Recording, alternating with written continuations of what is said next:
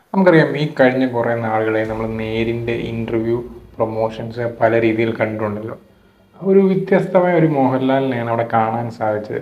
അദ്ദേഹം വളരെ സിമ്പിളാണ്, കൂളായിട്ടാണ് ഇൻ്റർവ്യൂവിനെ നേരിട്ടതും അല്ലെങ്കിൽ അതിനുള്ള മറുപടികൾ കൊടുത്തതും. അങ്ങനെയുള്ള മോഹൻലാലിനെ ഒരുപാട് വർഷങ്ങൾക്ക് ശേഷമാണ് നമ്മൾ കാണുന്നത്. അപ്പോൾ അവിടെ വന്നൊരു ചോദ്യമുണ്ട്, മോഹൻലാൽ താടി പഠിക്കാൻ തയ്യാറാകുന്നു. അതിനെപ്പറ്റിയാണ് ഇന്നത്തെ വീഡിയോയിൽ പറയുന്നത്. അതുകൊണ്ട് തന്നെ വീഡിയോ മുഴുവനായി കാണാൻ ശ്രമിക്കുക. അതുപോലെ തന്നെ നമ്മുടെ ചാനൽ ആദ്യമായിട്ട് കാണുന്നവരാണെങ്കിൽ ചാനൽ സബ്സ്ക്രൈബ് ചെയ്യുന്ന കാര്യം ഒന്ന് പരിഗണിക്കുക.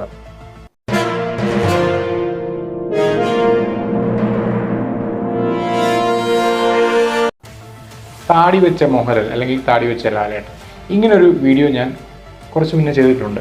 അപ്പോൾ ആ വീഡിയോയിൽ അദ്ദേഹം താടി വെക്കാനുണ്ടായ സാഹചര്യവും അതിന് അഗൻസ്റ്റായിട്ടുള്ള കാര്യങ്ങളുമാണ് പറഞ്ഞത്. അപ്പോൾ ഇനി നമുക്കറിയാൻ പോകുന്നത്, ഇനി താടി വെക്കാത്തൊരു മോഹൻലാലിനെ നമുക്ക് കാണാൻ സാധിക്കുമോ? ഈ വരുന്ന 2024 അങ്ങനെ ഒരു മോഹൻലാൽ ഉണ്ടാകുമോ? അങ്ങനെ ഒരു ചോദ്യം പ്രസക്തമാണ്.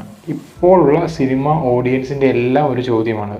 ഈ നേരെന്ന് പറഞ്ഞ സിനിമയുടെ പ്രൊമോഷൻ്റെ സമയത്ത് ഒരു ഇൻ്റർവ്യൂ അവതാരകൻ അങ്ങനെ ചോദിച്ചായിരുന്നു, ഈ താടി വെച്ച മോഹൻലാലിനെയാണല്ലോ കാണാൻ പോകുന്നത് പറഞ്ഞാൽ മോഹൻലാൽ ഒരു മറുപടി കൊടുത്തത്. അതായത് ഈ ഒരു സമയത്ത് നമ്മുടെ ലൂസിഫർ, റാം, എമ്പുരാൻ ഇങ്ങനെ ഒരു കണ്ടിന്യൂറ്റി നിലനിർത്താൻ വേണ്ടിയാണ് അദ്ദേഹം താടി വെച്ചെന്ന് പറഞ്ഞു. അത് മൊത്തത്തിൽ സത്യമല്ലെങ്കിൽ കൂടിയും അതിലൊരു സത്യമുണ്ടാകും. പക്ഷേ പിന്നെ അദ്ദേഹം പറഞ്ഞത് മീശ പിരിച്ച അല്ലെങ്കിൽ ഒരു കഥാപാത്രം ഉണ്ടാകുമെന്ന് ചോദിച്ചപ്പോൾ അതുപോലെ കഥകൾ വരുന്നില്ല എന്നാണ് പറയുന്നത്. ഒരുപക്ഷെ ഈ 2024 അങ്ങനെ ഒരു കഥയോ ഉണ്ടാകുകയാണെങ്കിൽ ചിലപ്പോൾ ഒരുപക്ഷെ നമ്മളെല്ലാം വിചാരിക്കുന്ന ആ ഒരു മോഹൻലാൽ, താടി വെക്കാത്തൊരു മോഹൻലാൽ, നമ്മുടെ ആ ഒരു മുഖത്ത് ഭാവങ്ങൾ തെളിയുന്നൊരു മോഹൻലാൽ ഉണ്ടാകാനുള്ള സാധ്യത വളരെ കൂടുതലാണ്. ഞാൻ പിന്നെയും ആ ഒരു കഴിഞ്ഞൊരു വീഡിയോ പറഞ്ഞ പോലെ ഈ താടി വെച്ചുകൊണ്ട് നമുക്കൊരു വിദഗ്ധി തോന്നുമെങ്കിലും അദ്ദേഹത്തിൻ്റെ അഭിനയത്തിന് വലിയൊരു മാറ്റം സംഭവിച്ചിട്ടുണ്ട്. അത് കണ്ടതെന്ന് പറഞ്ഞാൽ നമ്മൾ നേരെന്ന് പറഞ്ഞ സിനിമയുടെ ട്രെയിലറിൽ ലാസ്റ്റ് മൊമെൻറ്റും കണ്ടു. അതായത് നിസ്സഹായാവസ്ഥയും സങ്കടവും ദേഷ്യവും അറ്റ് എ ടൈമിൽ മിന്നി മറയുന്ന ഒരു രംഗം, ആ ഒരു കണ്ണുകൾ മാറുന്ന ഒരു അഭിനയ ചാരുത നമ്മൾ കണ്ടു.